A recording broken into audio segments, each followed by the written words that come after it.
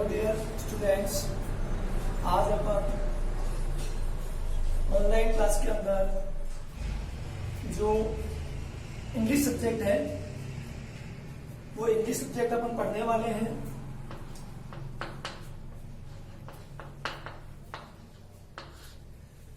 English पढ़ने से पहले मैं एक बार आपको जो इंग्लिश के अंदर जो ग्रामर है उसका जो सिलेबस है, कहाँ से कितने कितने नंबर का टॉपिक कैसे कैसे उठ के आने वाला है एग्जाम में, उसके बारे में आपको थोड़ी सी डिटेल में बता देता हूँ। तो अपनी जो इंग्लिश की जो ग्रामर है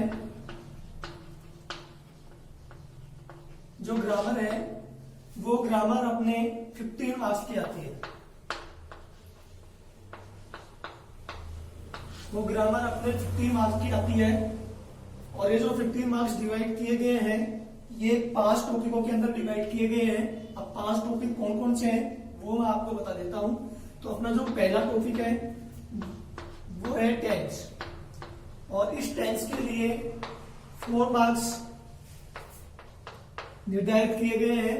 आगे जो 4 नंबर का जो मैटर है टेंसों के अंदर से जो आने वाला है, इसके अंदर करेक्ट फॉर्म आपसे पूछी जाएगी, क्रिया की सही फॉर्म बनने के लिए आपको कहा जाएगा। दूसरे नंबर पे अपने पास जो आती है वो आते हैं क्लोज। ये वाला जो मैटर है ये 3 नंबर का मैटर होता है। इसके बाद तीसरे नंबर पे अपना जो टॉपिक आता है वो आता है पैसिव वॉइस।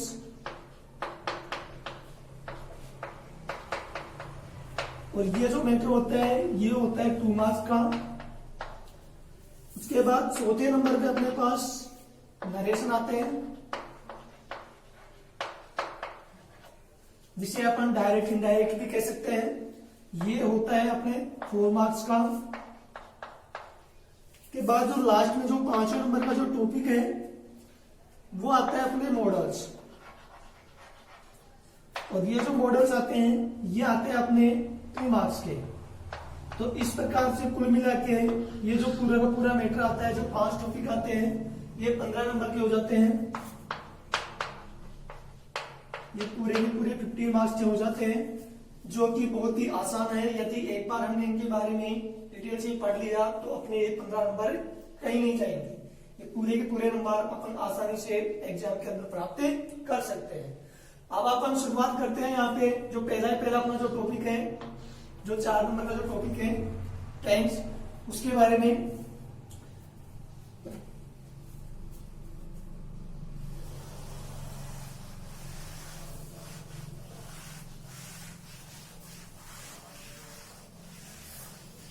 अपने जो 4 नंबर का जो टॉपिक जो टेंस बताया गया है उसके बारे में अपन थोड़ा सा डिटेल में पढ़ते हैं। बिल्कुल इजी तरीके से 0 लेवल से अपन स्टार्ट करने वाले हैं। तो सबसे पहले तो टेंस होता क्या है? टेंस होता क्या है? हिंदी में टेंस होता है काल। हिंदी में टेंस को अपन कहते हैं काल। और यदि अब इसकी डेफिनेशन की बात की जाए तो बिल्कुल शॉर्ट में एक छोटी सी मैं डेफिनेशन आपको यहाँ पे देता हूं कि क्रियाओं के परिवर्तन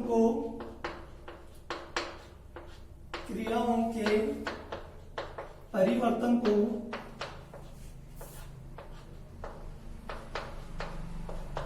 टेंस यानी कि काल कहते हैं। ये एक छोटी सी सिंपल सी परिभाषा है कि क्रियाओं के परिवर्तन को काल कहते हैं, टेंस कहते हैं। अब ये जो क्रियाओं का परिवर्तन होता है ये कैसे होता है वो मैं आपको एक बार उदाहरण देके बता देता हूं। जैसे मैं यहाँ पे एक वाक्य लिखता हूं, एक सेंटेंस लिखता हूं, सीता खाना पकाती है। मैं दूसरा यहाँ पे वाक्य लिखता हूं, सीता खाना पकाती थी।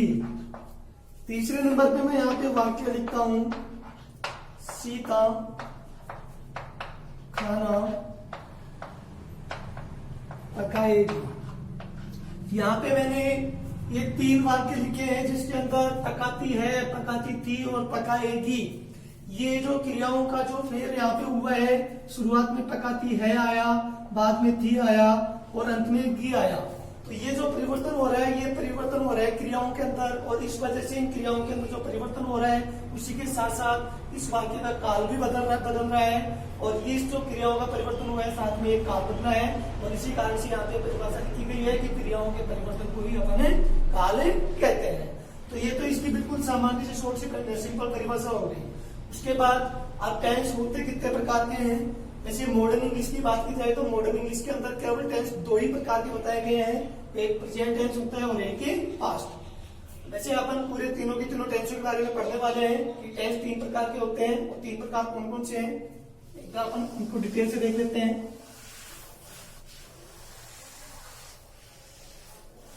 तो ये जो टेंस जो काल है इसको तीन प्रकार का बताया गया है। मॉडर्न इंग्लिश के अंदर इसे दो प्रकार का बताया गया है, अपन इसके तीन प्रकार के बारे में पढ़ने वाले हैं। तो इसका जो पहला प्रकार बताया गया है वो है प्रेजेंट टेंस। इसका जो दूसरा जो प्रकार बताया गया है वो है इसका पास्ट टेंस, और इसका जो तीसरा प्रकार बताया गया है वो है इसका फ्यूचर टेंस। इस प्रकार से ये प्रेजेंट टेंस हो गया, पास्ट टेंस हो गया और ये फ्यूचर टेंस हो गया। ये तीन प्रकार के टेंस हो गया, तो तीनों प्रकारों के बारे में डिटेल से पढ़ने वाले हैं। अब मैं यहाँ पे बात करता हूँ प्रेजेंट टेंस की। ये जो प्रेजेंट टेंस है इसे भी चार भागों में डिवाइड किया गया है, उसी प्रकार पास्ट टेंस को भी चार भागों में डिवाइड किया गया है, और सेम उसी प्रकार फ्यूचर टेंस को भी चार भागों में डिवाइड किया गया है। अब वो चार भाग कौन कौन से हैं अपन उनके बारे में डिटेल से देखते हैं। तो ये जो प्रेजेंट टेंस है चार भागों में इसको बांटा गया है। पहला इसका जो भाग है वो है प्रेजेंट सिंपल टेंस,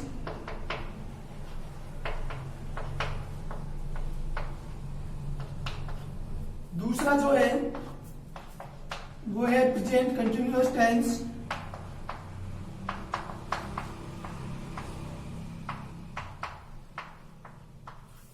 तीसरा जो है वो है प्रेजेंट परफेक्ट टेंस,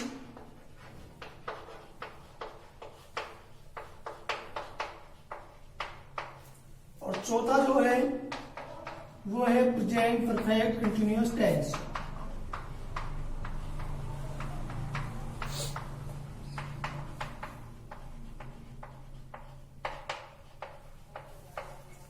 इस प्रकार से प्रेजेंट टेंस को चार भागों में बांटा गया है। Present simple tense, present continuous tense, present perfect tense और प्रेजेंट परफेक्ट कंटिन्यूअस टेंस।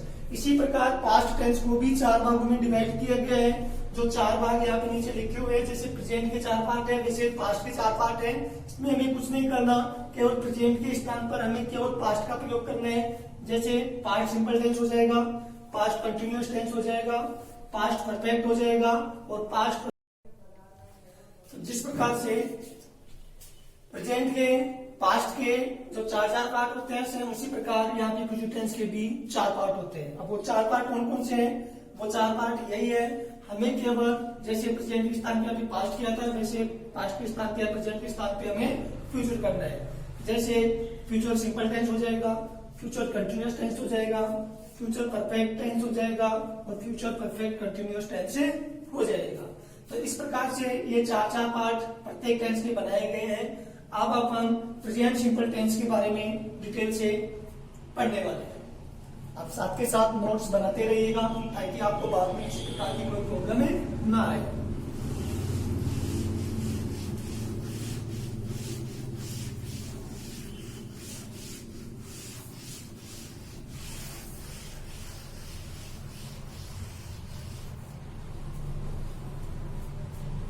अब अपन यहाँ पे पढ़ने वाले हैं प्रेजेंट सिंपल टेंस के बारे में।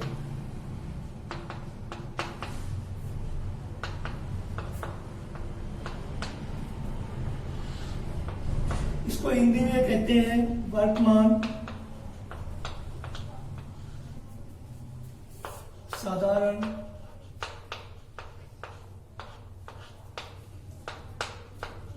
काल। इसे हिंदी में कहते हैं वर्तमान साधारण काल। सबसे पहले अपन इसकी जो रिकग्निशन होती है, इसकी जो पहचान होती है उसके बारे में पढ़ते हैं। तो इसकी जो पहचान होती है, हिंदी के जो वाक्य होते हैं तो हिंदी के वाक्यों के अंत में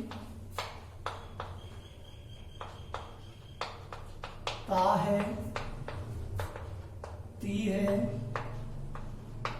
ते है,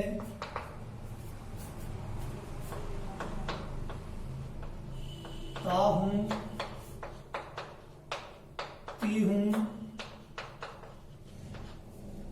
आदि साथ आए तो वहां पर प्रेजेंट सिंपल टेंस होता है। तो इस प्रकार से जो प्रेजेंट सिंपल टेंस है उसकी ये पहचान हो गई है कि अपने जो हिंदी के जो वाक्य होते हैं उनके अंत में ये वाले शब्द आते हैं, से वाले शब्द आते हैं।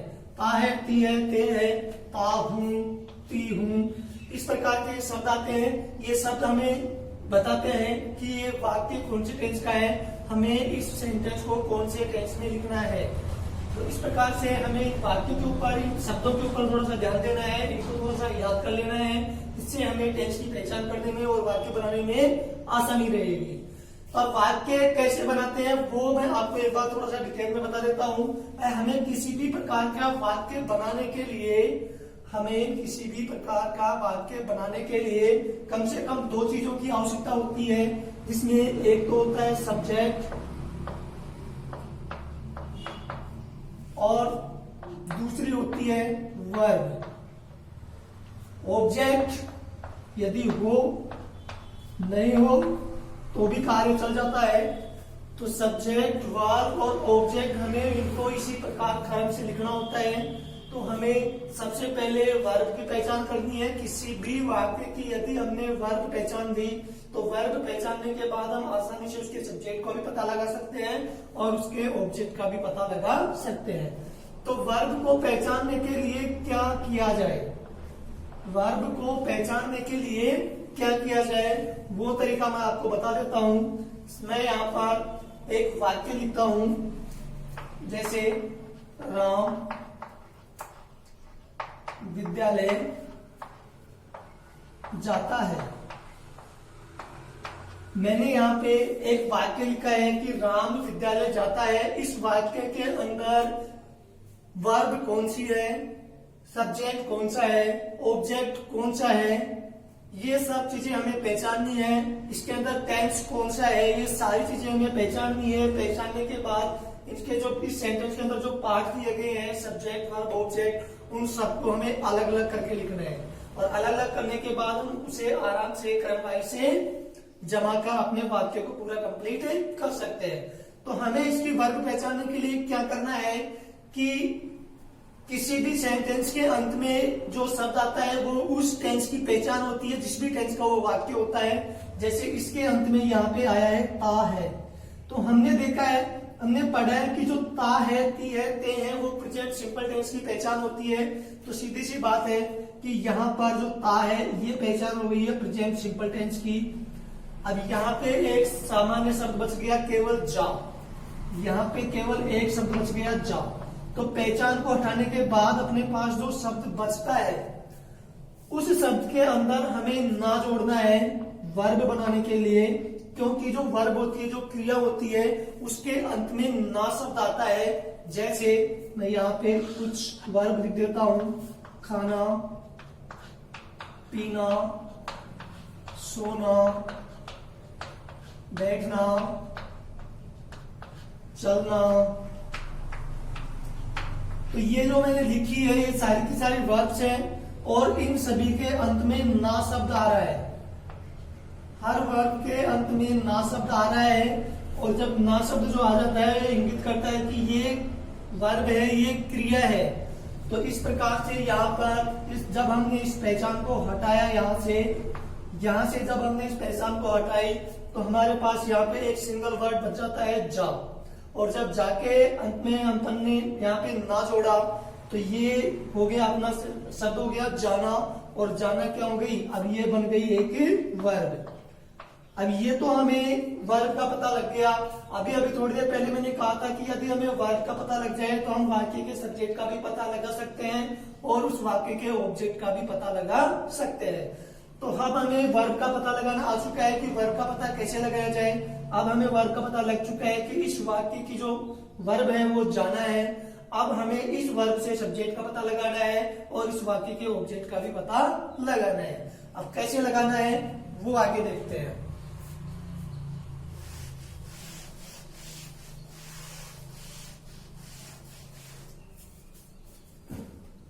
अब सब्जेक्ट का पता कैसे लगाए, सब्जेक्ट का पता लगाना। अब पता कैसे लगाए देखते हैं। तो सब्जेक्ट का पता लगाने के लिए हमें वर्ब से कौन लगाकर, कौन यानी कि हूं लगाकर प्रश्न करना है। प्रश्न करें तो हमें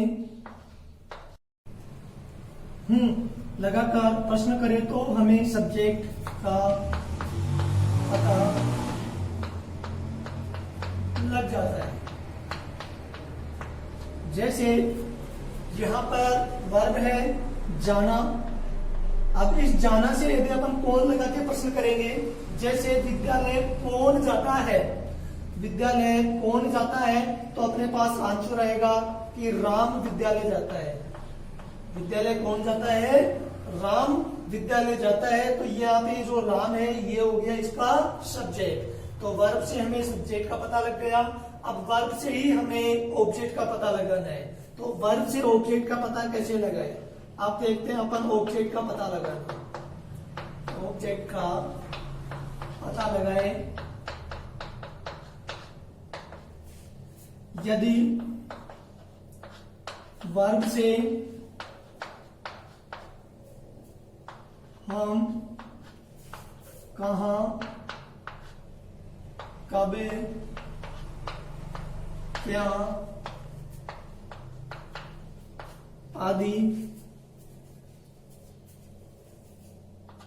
आदि शब्द लगाकर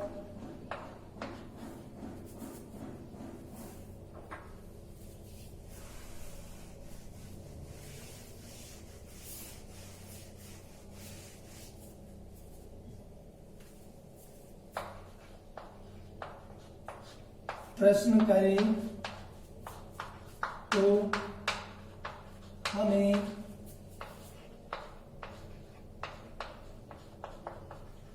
ऑब्जेक्ट का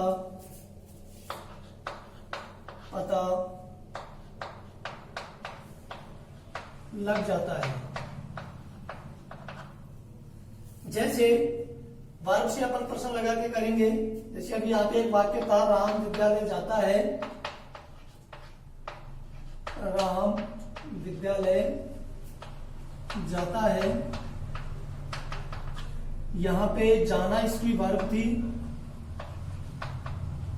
मतलब राम कहां जाता है।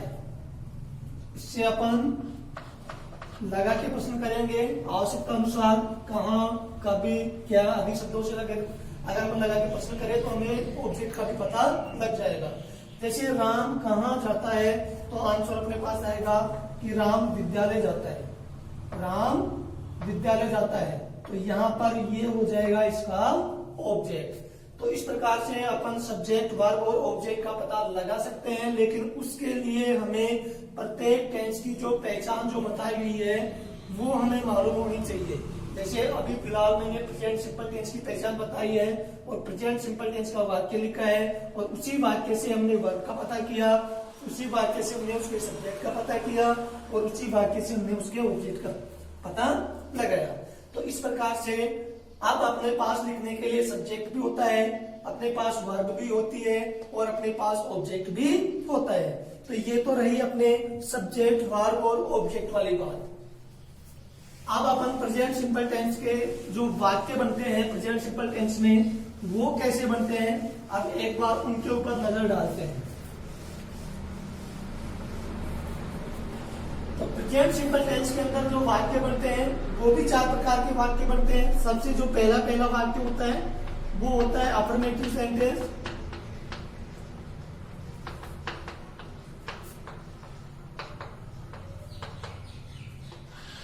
इसे कहते हैं सकारात्मक वाक्य।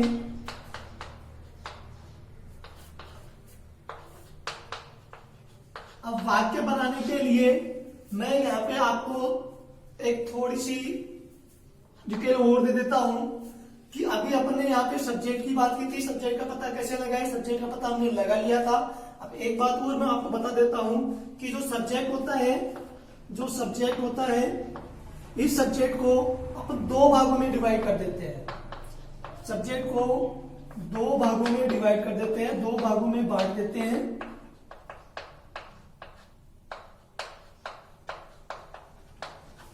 पहला जो सब्जेक्ट होता है एक तो होता है सिंगुलर सब्जेक्ट, एक तो होता है सिंगुलर सब्जेक्ट जिसे अपन कहते हैं एक वचनकर्ता,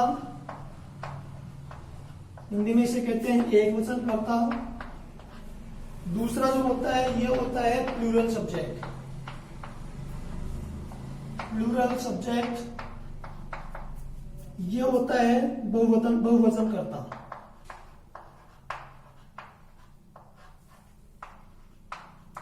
इस प्रकार से इन सब्जेक्टों को दो भागों में डिवाइड किया गया है, सिंगुलर सब्जेक्ट और प्लूरल सब्जेक्ट। सिंगुलर सब्जेक्ट के अंदर ही, सी, इट या फिर किसी का नेम। अब नेम किसी का भी हो सकता है, आपका हो सकता है, मेरा हो सकता है, किसी और का हो सकता है। तो ही, सी, इट या नेम यदि ये सब्जेक्ट के रूप में आते हैं तो ये सब आएंगे अपने सिंगुलर सब्जेक्ट के अंदर, ये सब अपने आएंगे सिंगुलर सब्जेक्ट के अंदर। और जो प्लूरल सब्जेक्ट होता है इसके अंदर आ जाते हैं आई, वी, यू, दे। ये तो है बात अपने यहाँ पे प्रोनाउंस वाली। उसके अलावा और जो सिंगुलर और जो प्लूरल जो सब्जेक्ट होते हैं वो तो आपको पता ही है। ये होता है अपना प्लूरल सब्जेक्ट बहुवचनकर्ता, आई, वी, यू, दे। अब इनके साथ हमें वर्ब का प्रयोग कैसे करना है, सिंगुलर सब्जेक्ट के साथ वर्ब कैसे लगेगी, प्लूरल सब्जेक्ट के साथ वर्ब कैसे लगेगी, एक बार ये और अपन देखते हैं। तो सिंगुलर सब्जेक्ट की मैं यहाँ पे बात कर रहा हूं, सिंगुलर सब्जेक्ट की मैं यहाँ पे बात कर रहा हूं। तो सिंगुलर सब्जेक्ट के अंदर जो यहाँ पे लिखा गया है ही, सी, इट और ने, तो इनके साथ हमें जो मेन वर्ब आएगी अपनी, जो जिस वर्ब का अपन पता लगाएंगे, कैसे लगाते हैं वो मैं भी थोड़ी देर पहले आपको बता चुका हूं। तो मेन वर्ब जो होती है इसके अंदर हमें एस या ई एस का प्रयोग करना है। यदि अपने वाक्य में इनमें से किसी भी शब्द से यदि अपना वाक्य स्टार्ट हो जाता है, सब्जेक्ट के रूप में इनमें से कोई सा भी वर्ड यदि आ जाता है, तो हमें उसके साथ जो मेन वर्ब आएगी, जो मुख्य जो क्रिया आएगी, उस क्रिया के अंदर हमें एस या ई एस का प्रयोग करना है। अब एस या ई एस का प्रयोग कैसे करना है ये भी मैं आपको बता देता हूं कि यदि वर्ब के अंत में, यदि वर्ब के अंत में S H, C H, double S, O, X आए तो हमें उस वर्ब में बस S H, C H, double S, O, X आए तो हमें उस वर्ब में ई एस का प्रयोग करना है, ई एस का प्रयोग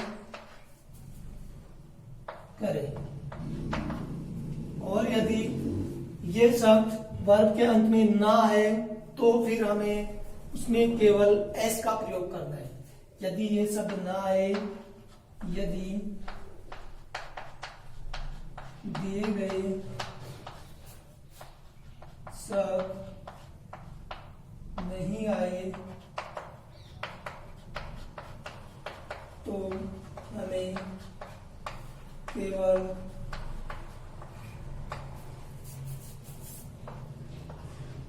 एस का प्रयोग करना है। तो ये तो बात है अपने सिंगुलर सब्जेक्ट की। अब बात आती है अपने प्लूरल सब्जेक्ट की। तो प्लूरल सब्जेक्ट के लिए अपन नेक्स्ट क्लास में देखते हैं, अगली क्लास में प्लूरल सब्जेक्ट के बारे में पढ़ते हैं। Okay, thank you.